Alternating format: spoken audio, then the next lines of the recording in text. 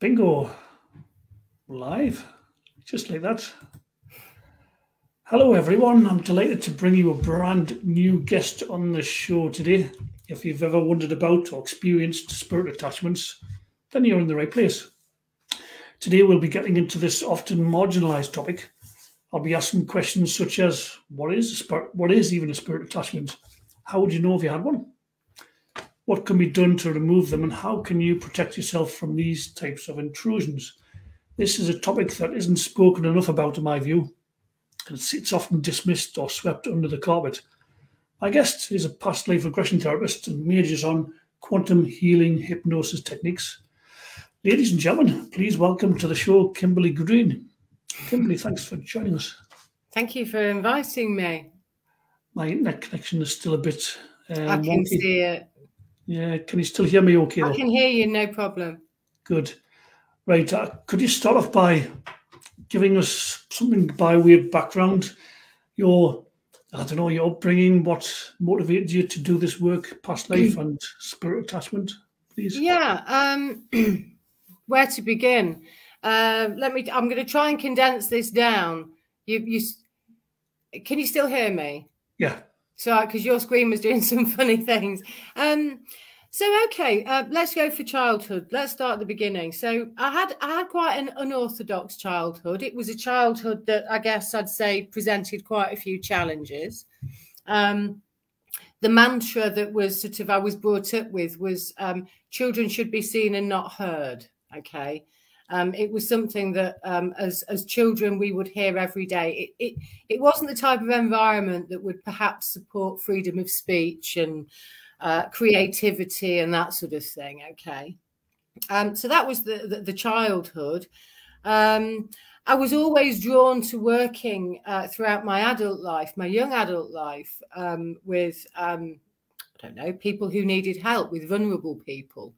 I spent some time working for my local health authority, as a drug and alcohol counsellor.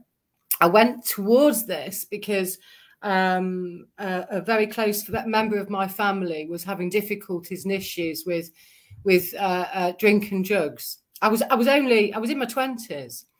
I now understand that I was divinely guided there. It wasn't so much for me to assist the individual, perhaps, at that stage. It was more for me to gain an understanding. So I started off down that route. I found myself working with young people that were struggling in certain areas of their life. That was kind of like the route that I went down. I did quite a lot of voluntary work. I started working in education for a time. And then where did I get to? In terms of my work, and I'm going to use my spirituality, because there's a certain amount of spirituality that is used that I kind of live by, I suppose. So my spiritual education maybe started when I was a child. I just didn't quite understand it, perhaps. But then it was round about my 30s, and I'm condensing this down, Danny, because I'd be here forever. Round about my 30s, probably early 30s, I lived in an environment which I guess I wasn't particularly happy with. I was a wife, I had children, I had dogs, I worked, and there wasn't I wasn't connected to anybody spiritual. There weren't any spiritual books in the house. I lived a very sort of normal and busy existence. I didn't really have room for anything else to come in. And I all of a sudden started to hear, I suppose, voices, busy radio waves. I thought I was going a bit bonkers, to be honest with you. I didn't understand it. It started to happen more frequently. And there were times when it was happening. It really was quite scary. I thought I was going a little bit nuts, but I didn't talk to anybody about it. I didn't mention it. I suppose the relationship I was in didn't allow for that, you know. I thought I was going a little bit psychotic. Anyway, these things sort of calmed themselves down a little bit. And then all sorts of bizarre events started to happen. I think when I sent you the email, I seem to find myself in all of these ridiculous situations, which I wasn't asking for. And some of them were quite dangerous. One example, and again, this is in the lead up to a big shift, but one example I can give you is I'd finished work for the day. I took my dogs out for a walk, and I'm walking onto the area where I always walk them. It was a very large common, and there was like a corral you had to get in with double gates to get into this huge field. And I just walked up, minding my own business. I'd left my mobile phone at home. I think mobile phones had just started to come in at that point. And there was a big man beating the daylights out of a little guy, right in front of me. Loads of people were walking by. And I stood with my dogs, and everybody was completely ignoring this. And I found myself saying, with my ancient Labrador and my ancient West Highland Terrier that couldn't really run very fast, I found myself saying, "Excuse me, please leave him alone," to the big guy that was beating at the little guy. Well, the big guy turned around to me. He dropped the little guy, turned around to me, gave me a bit of a not very nice look, and he went back and he carried on knocking 10 bells out of him. So I didn't move. I said louder. I said, "Please leave him alone." So we'd go through the same thing. Stopped hitting him. Gave me another look, a bit more of an angry look, and then went back and started beating the daylights out of him. Well, third time, I shouted, and I mean I really shouted, that I had told him to leave him alone. Do it now. Big guy drops the little guy. He turns around to me and he says, "You've had it." Well, I haven't moved so fast in all of my life. There was nobody at home. And for some reason, I decided to run onto this area of grassland. There were a number of people with dogs, but not that many. The guy that had been, the big guy, starts to come after me. And I can never forget, I'm dragging my Labrador. I picked my Westie up and I was running. And all the time he was behind me and he was calling. He wasn't sprinting, but he was right behind me, trying to get towards me. And I could run quite fast in those days. And he was shouting that he was going to kill me and that he had a knife in his pocket. That's it. You're dead. I didn't have time to think about whether he was intoxicated, what drugs he'd been taking. I just bolted, and I bolted towards the guy, and he was a long way away. And this guy had 2 schnauzers, which is really interesting because I've just recently acquired a puppy schnauzer. He was a big guy and he had two schnauzers. And I mean, I must have looked like a loony. I ran up to him and I said, "Will you please help me? Please help me." This guy, and he was running towards us. He wants to, all I did was ask him to leave the guy alone. So he said, "Stand behind me."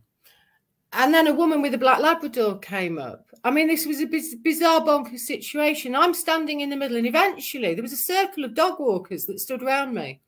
This guy wasn't giving up. He did have a knife, and he wanted to get past these people. And he was going around the circle, and he was saying that he was going to draw and quarter me. This went on for some time. It was bizarre. And I'm in the middle like this with my dogs, just saying, "I didn't do anything. I didn't do anything. I just asked you to leave him." It was crazy. All of a sudden, I hear sirens. And I'm not joking. You know, when we think about we're in a bit of a hotspot and the police might take, I don't know how long nowadays to come. Sirens came from in every direction. And there were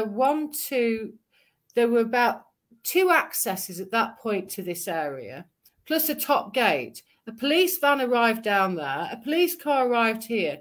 Coppers came in all directions, Danny. They ran. And he still wasn't giving up. He still wasn't having it.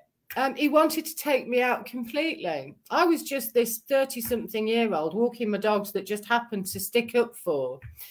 Anyway, he was taken down. And even when the police had him with his arms around his back and said, you need to give it up now.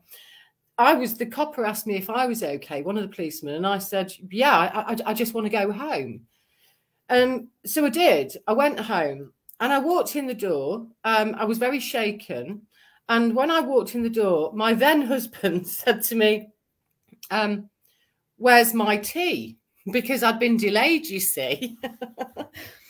And I looked at him and I said, I'm going to do it. Sorry, I'm in a little bit of shock. I'm in a little bit of shock at the moment.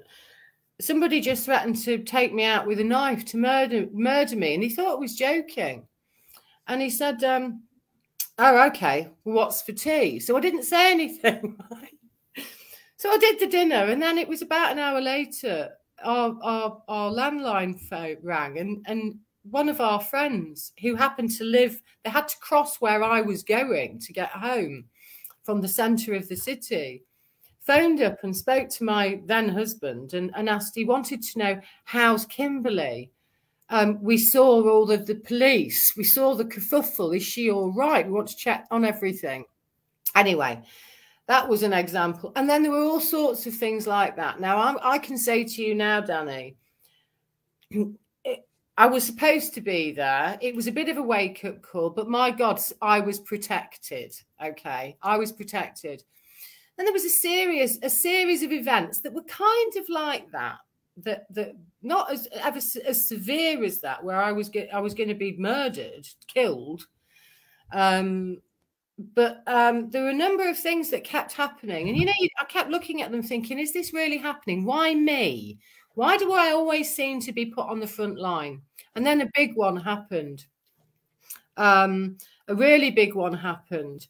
I kept ignoring these things. Not once did I think it was connected to any type of a calling, spirit, or anything. It was a Sunday, and a Sunday evening, and myself and my husband were due to go cycling in France in about 8 weeks' time. We were we liked cycling, but I'd been working long hours. We didn't go out all the time regularly cycling, but we'd basically planned to take our bicycles to Dover in the car, leave the car at Dover, and then spend a week doing nothing but cycling. That was our only mode of transport. We hadn't done any practice, and it was a Sunday evening, and we were just getting into summer, and I was exhausted. I'd done all of the work. I'd done the ironing. I'd walked the dogs. I'd done Sunday lunch. And I just wanted to sit there with a book, put my feet up, not do anything. So my husband says to me, come on, we've got to get the bikes out. We've got to do a practice run because we're not going to be able to cycle in front. You've got to train. I came up with every single excuse under the sun. I'm not joking. I don't want to go. I don't want to go. Look, I've done 21 shirts. I've done the washing. I've done this. I don't want to go. We just want to stay here. We've got to go. I said, it's going to get dark. We haven't got any lights on our bikes, right? Don't know where the lights are. I did everything. He said, we'll go on the canal path so there's no vehicles. I couldn't get out of it. So I said, okay. So I'm not happy, right? We get our bicycles. We get them to the front of the house. And I get on my bike and I start to cycle. Now, the way that my relationship worked was really in most matters, including cycling, he led. It was just one of those things. He was always at the front, right, with me pedaling behind. He had the faster bicycle, but he just liked to. He was the leader. We were both Aryans. I'm an Aries and he was like our disaster. But anyway, it wasn't a disaster, but we both were kind of leaders. But he always led on the bicycle and I always let him. I get on my bicycle and I automatically start to cycle off down to the bottom of the road towards the canal path. And there was a big long road that stretched across that would take us across to the canal.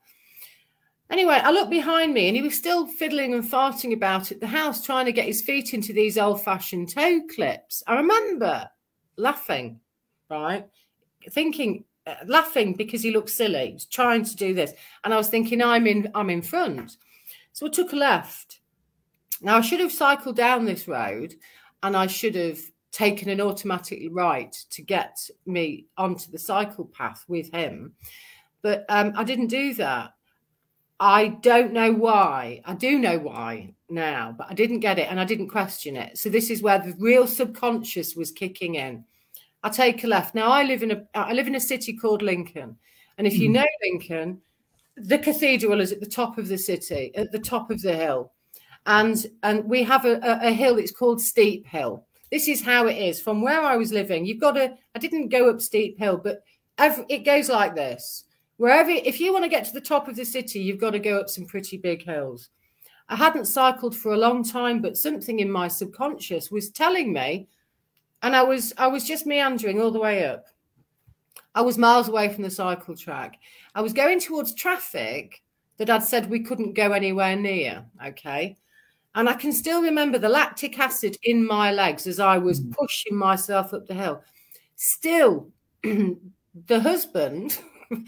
on his Claude Butler, seriously fast bike, couldn't catch me. I don't know what I was doing. I didn't understand it, but I didn't question it. So I go and I'm on a busy main road. And then I come up to this great big roundabout and I'm taking a left out onto a really busy stretch of road and into the open countryside. Once again, I didn't question it. I just had my head down and I was cycling. So I'm cycling along. And all of a sudden, as we're starting to get out into the countryside, away from the houses, I hear this whoosh. And my husband flew past me. Didn't say a word, but he was not happy. Okay. He flew past and he just disappeared. So I'm thinking, oh God. I start to pedal a little bit further.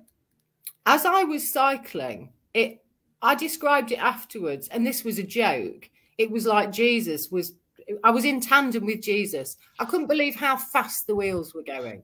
And I felt elation. So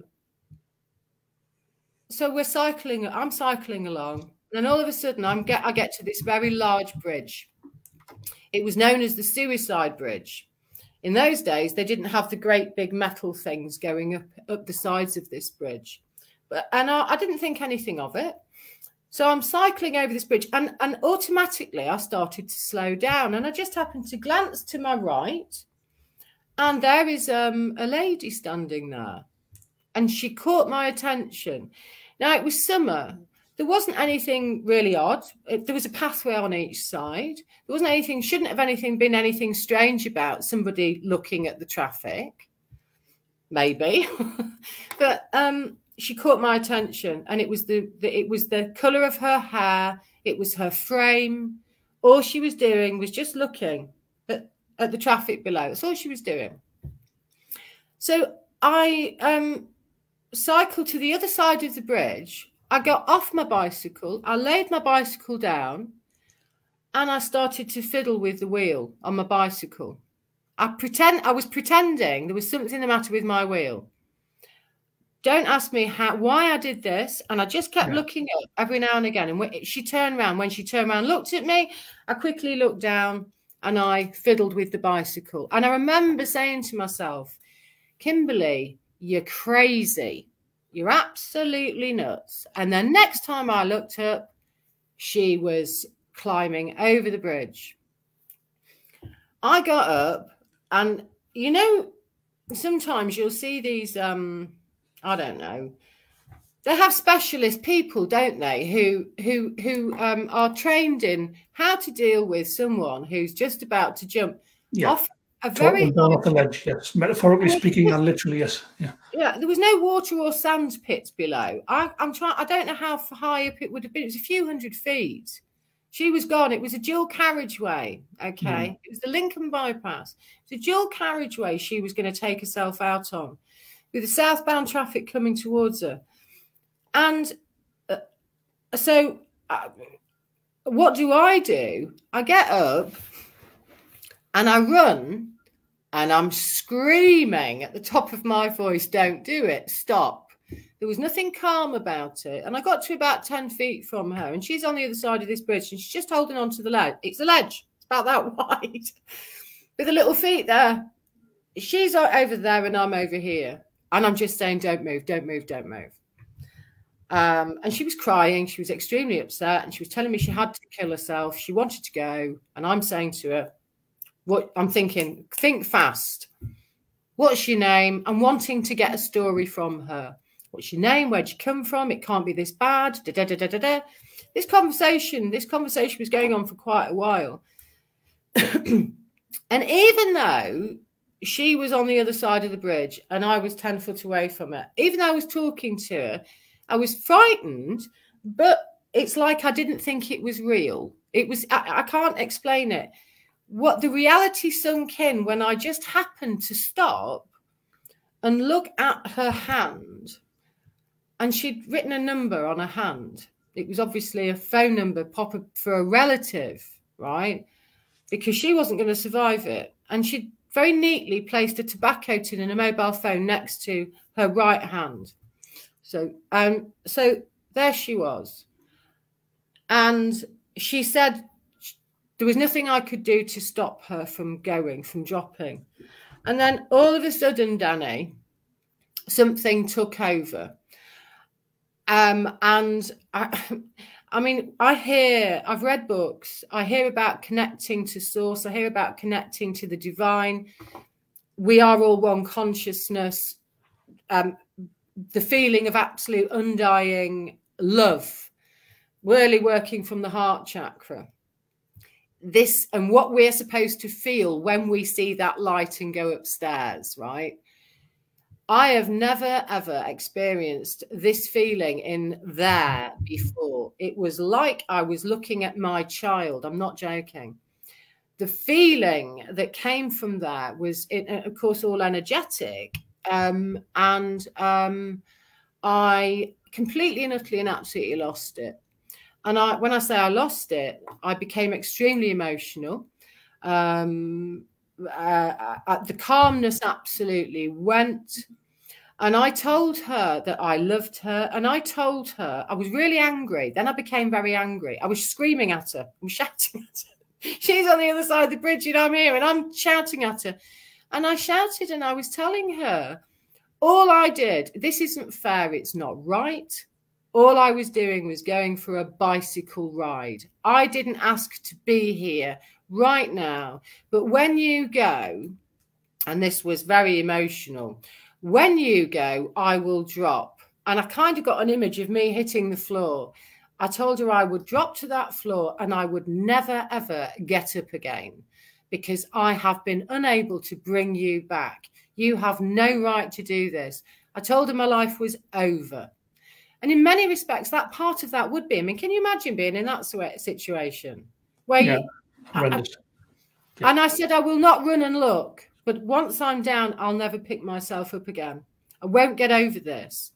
So this was really emotional. It wasn't deliberate, but it just came from nowhere. And there were the gesticulations on my part, the words that it was really strange, Danny, because to cut a really long story short, after I'd done my performance, really, there was a flicker. She was empathizing with me. And I looked up at her and I said, all I'm asking is for 5 minutes of your time on my side of that, on my side. I just want 5 minutes. That's it. And she said, okay. Well, I leapt to her. I was a nervous wreck. And I ran to her, grabbed hold of her and managed to get her over. And then frog marched her off. The next thing, we hear the B-bars, the ambulance, and then a police car. And which to me, I found absolutely ridiculous. Because if you've got somebody on the other side of the bridge, and they turn up, I don't know who called them, with sirens blazing. If there's anything that's going to make somebody want to leap, it's the blazing sirens. But by that stage, I had her on the grass, and I was just holding on to her, and I couldn't speak really. The ambulance came. They put her in the back of the ambulance. A very quick exchange with the police officer. I was trying to say to the police officer, do you understand what has just happened here? I was so fearful for her, Danny. I was trying to get through to him. I need to make sure she's looked after. It was that severe. She was on the other side of the bridge, blah, blah, blah, blah, blah. Anyway, I left my number and asked the copper, the policeman, to contact me. I need to know she's safe. I want to know.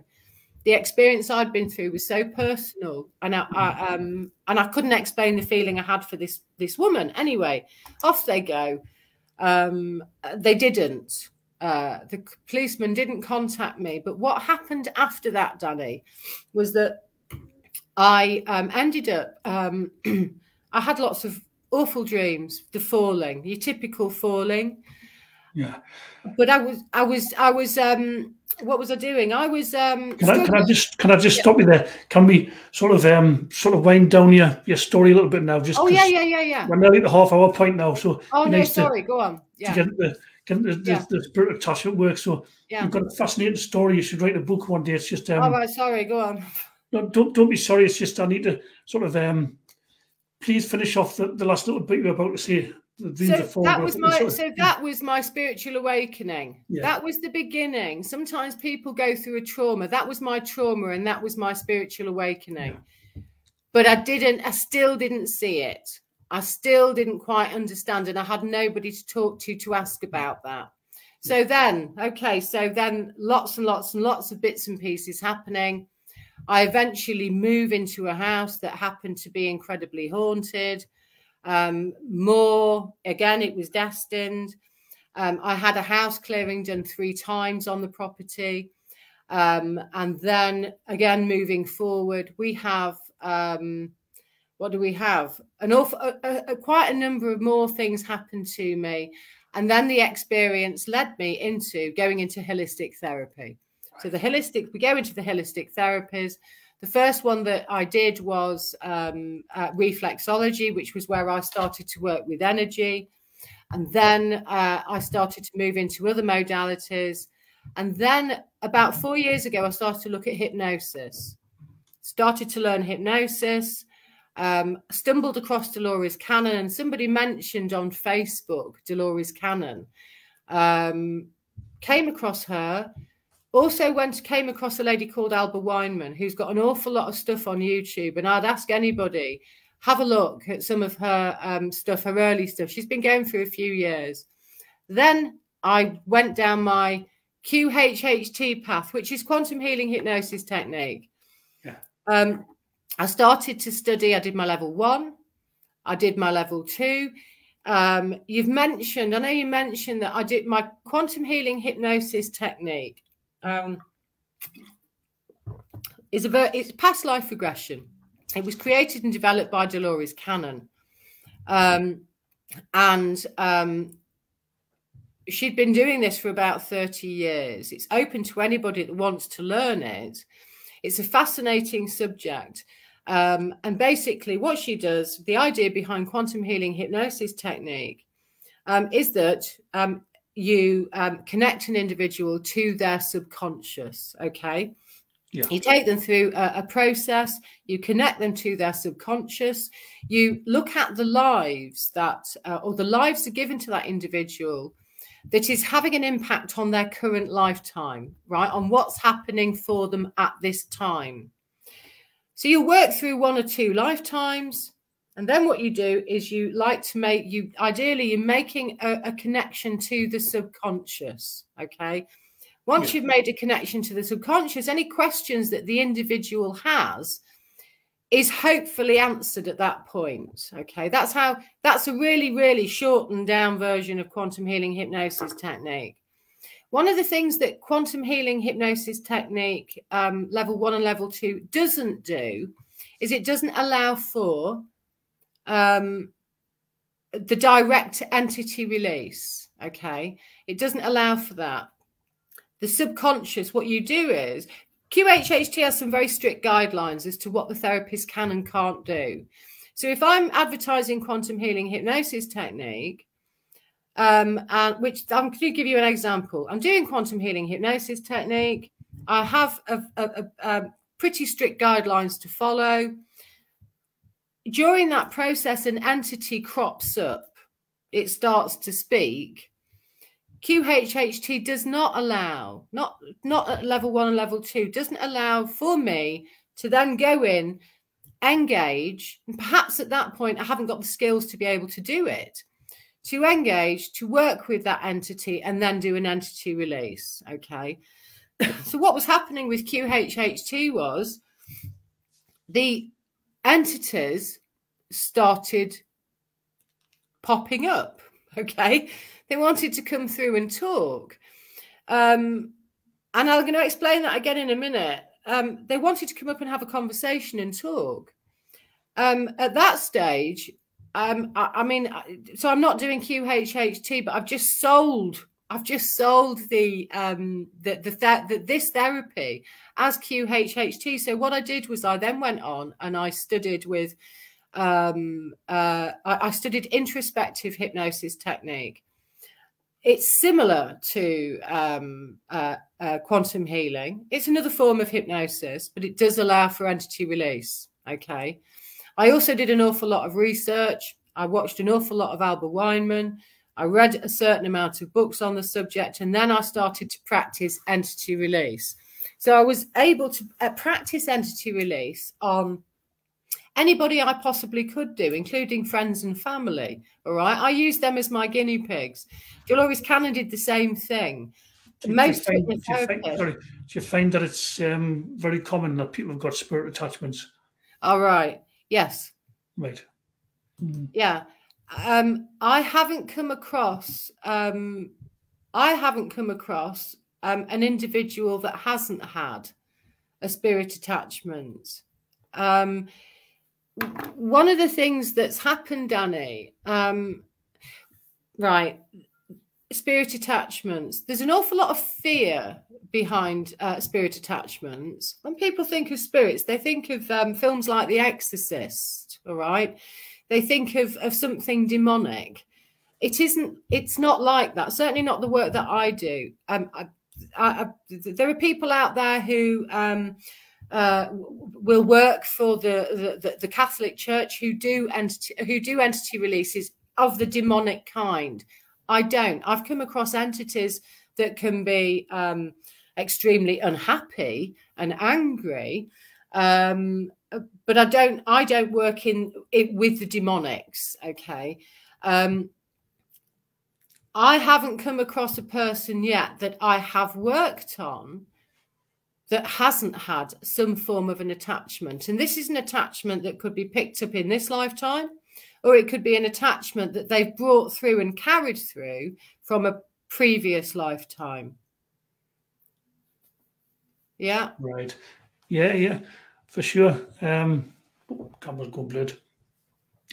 So what sort of processes do you go through to release these entities when you're in the quantum field, or when they're deep in the subconscious or the superconscious? What's the process? Yeah, what sort of process? What would it look like if there is such a thing as a typical process? Well, if any, I can explain it. But if anybody wants, I've got a YouTube channel. I've recently started a YouTube channel. There are a number of videos on there. They can have a look at those. What's your YouTube channel called? Kimberley Green Hypnosis 777. So they can have a look. They can have a look there. I will be putting probably some shortened versions of pure entity releases, but the process basically is that a person will come and see me. They'll come down. They'll want to come for hypnosis. They're not necessarily coming specifically for an entity release. They're wanting to come and have an experience of hypnosis. They might be suffering from some form of illness. They may have a phobia of some kind. It could be for any reason, but they'll initially come just simply for hypnosis. The process that I have via an interview, when I talk to them and they give me, there are a number of questions that I'll go through, and they'll answer the questions of their experiences, any aches or pains, medical histories, emotional history. So they'll give me all this information. You're pretty quickly able to already pick up on I find this difficult to explain. It's like a sixth sense. It is like a sixth sense with me. I can fairly quickly pick up on an individual's energy, on their energy. So it isn't any surprise when we go into the hypnosis, and then basically we take them into hypnosis. You're asking the subconscious to show them a situation, a lifetime, something that is affecting them at this point.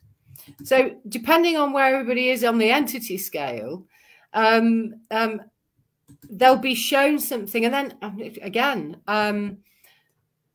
I will know when to ask the question. I'll know when to call the entity up. Sometimes the entity just wants to automatically come up and speak. And this is the wonderful thing about hypnosis, Danny. The wonderful thing about hypnosis is how do you know you've got one? Most people don't know that they've got one. Some people do notice. But the wonderful thing about hypnosis is that everything that happens in that session, everything that's spoken, Danny, let's say I'm giving you hypnosis. You're the one that's doing the talking. I'm guiding you. The individual, you as a client, are channeling the entity. You're allowing the entity to use your voice. You're taking yourself to one side, and you're allowing the entity to speak openly. And so it's through you that the whole process is conducted.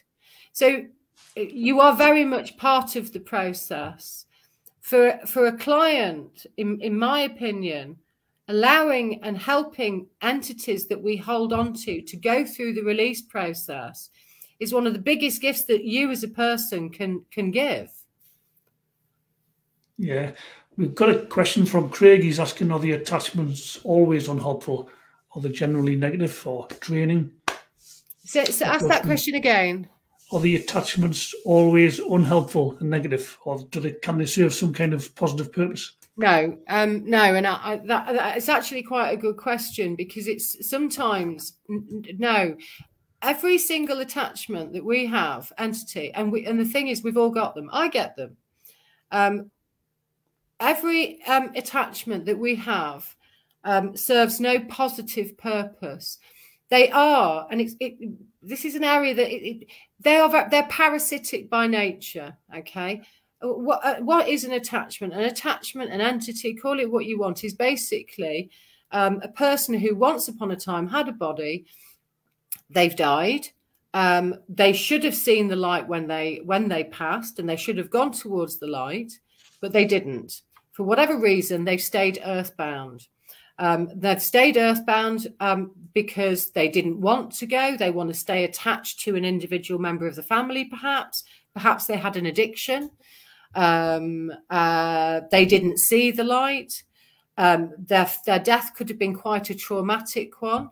There's a whole range of reasons as to why they choose, or maybe sometimes they think they don't have a choice as to why they can't go back. But what happens is that in some way or another, that attachment, there's a fear connected to that entity. All right. They're not at rest. They're not at peace. And so what they do is they'll float around for a while, and then they'll attach. And what they want to do is they stay, and what will happen is they will continue to live out those feelings and those emotions.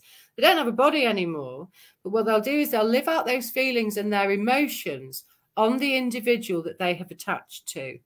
I've lost count of the amount of people who have come to see me who have said, hang on, let me just, wait a minute, the throat. I can't speak my truth, all right? I constantly feel as if I've got a blockage at the throat. I can't say what I want to say. The words just don't come out. I keep quiet about most things. Immediately, the blockage is there. Maybe the individual that comes to see me, they have suffered from some form of abuse as a child. They have to keep things quiet. And what happens is, there's an energetic match made. Okay, these entities are really incredibly clever. It's because they just simply work on energy. All right. So I could be working, and this has happened before. I could be out walking with my dogs one day. I'm feeling really particularly angry about something, and I will come across an entity that the feelings resonate. All right, the feelings will resonate, and they will come and they will sit with me or sit with somebody else. And that feeling, the memory that they had, is being fed for them. And that's how it works. Yeah. So very much so it is an energy source. And to live vicariously through another person. That's exactly what they do. Yeah, and they might attach onto somebody when they're sitting in a pub having a few beers. You're more open. Obviously, if you're drinking regularly, there'll be like depletes in your aura, your auric field. Yeah. They can get in easier. You know, to that point, do you have any advice on how people can stop themselves from getting this type of intrusion in the first place? On how they can stop? Yeah, like protect themselves or have anything in place. Okay, how can they protect them? How can you protect yourself? Number one, you've got to actually believe that they exist. Yeah. You have to believe that an entity exists. That's the first thing. So if you believe that entities actually do exist and they haven't gone up to the light and they are here, then you need to also be able to understand and accept and start to connect with some form of spirituality that will fit you, that will suit you. You have to believe it.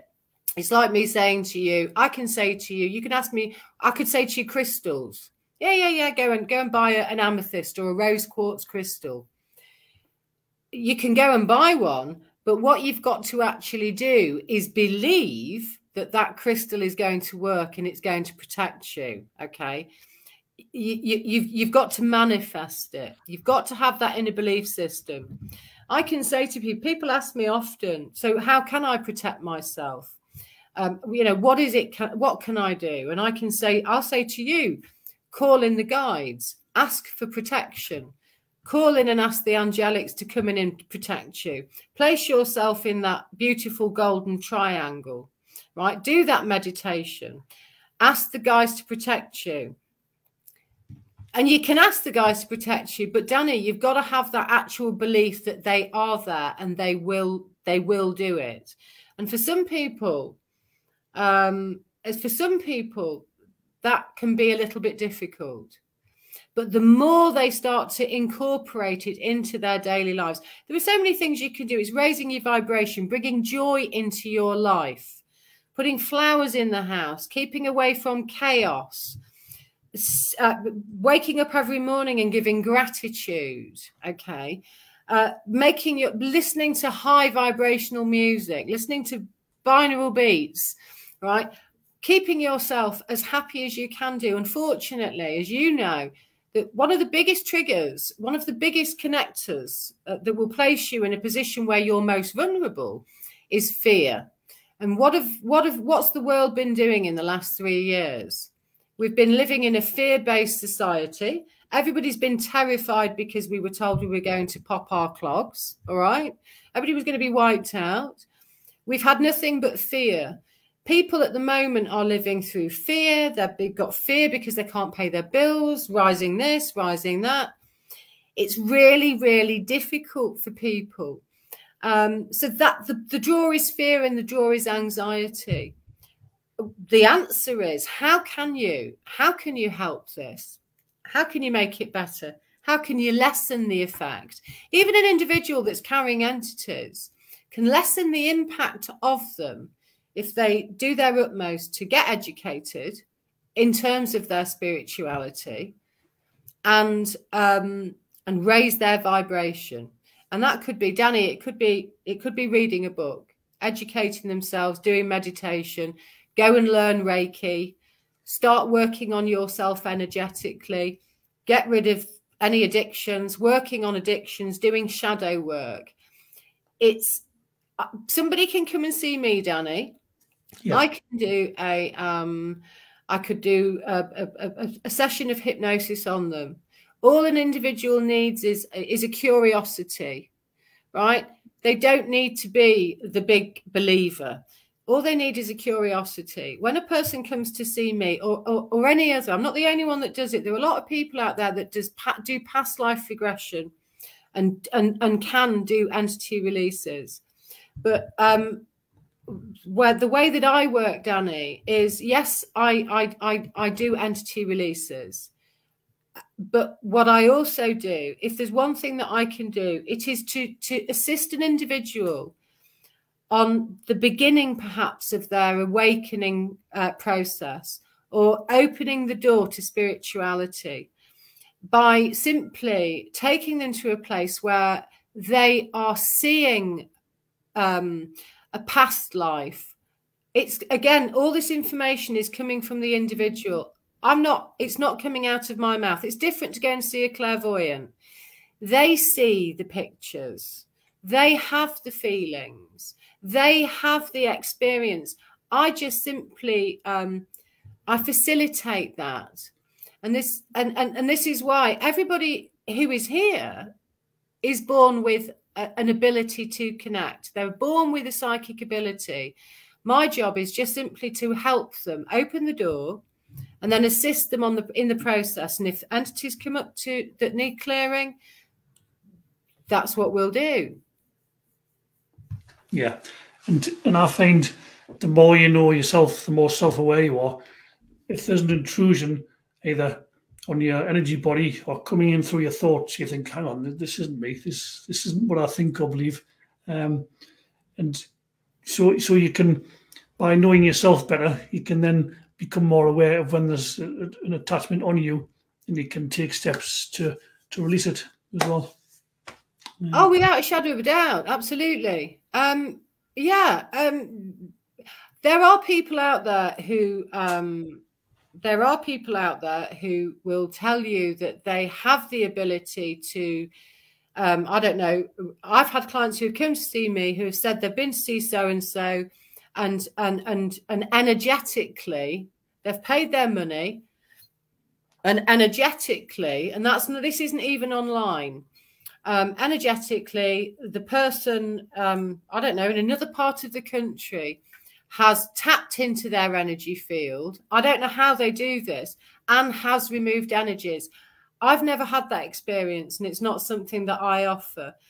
When I'm working with an individual, I want to have, let me just try and think. For me, it's a perfectly normal experience. When I'm talking to an entity, I am talking to, for me, it's normal. It's a normal person. They will give me their name. They'll give me their age, that this is the age that they died. They can communicate and give the information as to how they passed. All right. They can talk about the experience that they had, the reasons they didn't go to the light. All right. The emotions that they're having at that time. It's there, it's in front of me. And as a therapist, this is what I need. And this is how I do it. Yeah. What do you mean by entity releasing? Yeah, we obviously, Kimberley covered this question earlier, but if you could just give it another brief sort of explanation as to. So for me, entity releasing is something that I do when I take a person into hypnosis.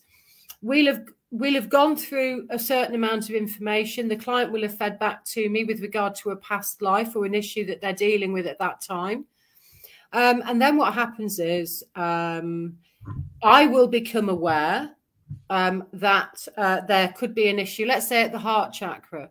Maybe my client has said that they just cannot stop having these palpitations, all right? Or maybe, they can't stop having these palpitations. Or they could have had a pain on the leg.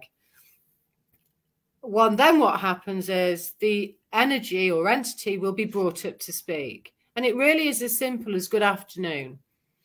Entity that's sitting on the heart chakra, what may I call you? Now, the client, remember that the client is in a state of hypnosis, but the state of hypnosis is, it's like having 1 foot in and it's like having 1 foot out, all right? they can open the client can open their eyes at any point in time and get off that couch when they want to. The advice is don't, all right? It's about trusting in the process and allowing the energy to use your voice. And again, it's not like The Exorcist. What the client will understand is that I can ask for a name, and all of a sudden they'll say, I'll say, just say the name that you're receiving, John. And this is how the process starts. Then there is so once we've got the entity and we're having a conversation with him or her, they might turn around and say, I don't want to go. I mean, I've had a lot worse, Danny. A lot worse. I've been sworn at. They've effed and blinded at me, and they've been absolutely indignant. You can just go and do one. I'm not leaving. I like it here, right? I like it. And now this is where my job is to convince it that it has to leave, that the client didn't ask it to come. The law of the universe doesn't work like that. All right. Perhaps it's got relatives up in spirit that want to see it. Okay. There's a process that I use that involves energy. If I've got a client here with me, I will use my energy. I'll use my hand on a certain part of the body. I like to go for the heart chakra. And there's a lot of energy used up. So there's a specific process that I will use whereby I'll ask the entity then just to move in. It's a little bit like there's a convincing process. I've got to allow the entity to understand that it's better for them to leave. And that's basically the entity release. I use tuning forks when I do the release.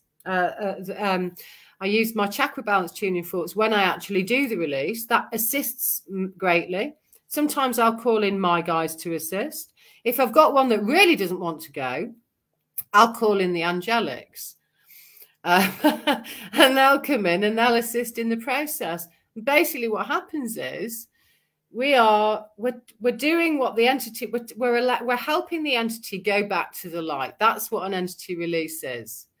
We're taking it from the body or their energy field, and we are lifting. We're lifting the entity. We're sending it home. And what we do sometimes to confirm this is, okay, John will say, I'll ask John to let me know when he's got home. Okay. And he will. He's talking through the client. He'll let me know he's home. And I'll ask who's there to greet him. And he'll tell me who's there to greet him. I mean, I could go on forever but the entity's gone. My main task at that point is getting him out of their energy field and back home. Then maybe we'll move on to the next one. Yeah. Beautifully explained. I suppose in closing, if there's anybody watching this, what's the question I'm trying to get at? When people come to see you, do they normally say to you, I have entities, can you help to be removed, or do they present with a slightly different problem and then you're explaining what's going on? How is there a typical client in that sense? This, Danny, as people will probably realise, this is my first ever interview, right? Yeah. This is my first ever interview. You've done very well. Motor mouth. It's my first ever interview. Entity, the top, I work quietly in the background. A client can contact me. I have had clients that have contacted me and said, I think I've got an entity. Yeah. But most of the time I have a client who basically will come more often than not because there's something that they want an answer to. Right. I fell on your website. I saw you on QHHT. Somebody passed my name on to you. The way that it works, Danny, is that anybody who comes to see me are supposed to come and see me. I'm going to use the term, they've been divinely guided, Danny. Yeah. To come and see me. But I do entity releases, but I do entity releases, and I do an awful lot of them. Every single hypnotherapy session I do now, it will involve an entity release. I work with people through hypnosis, through past life regression.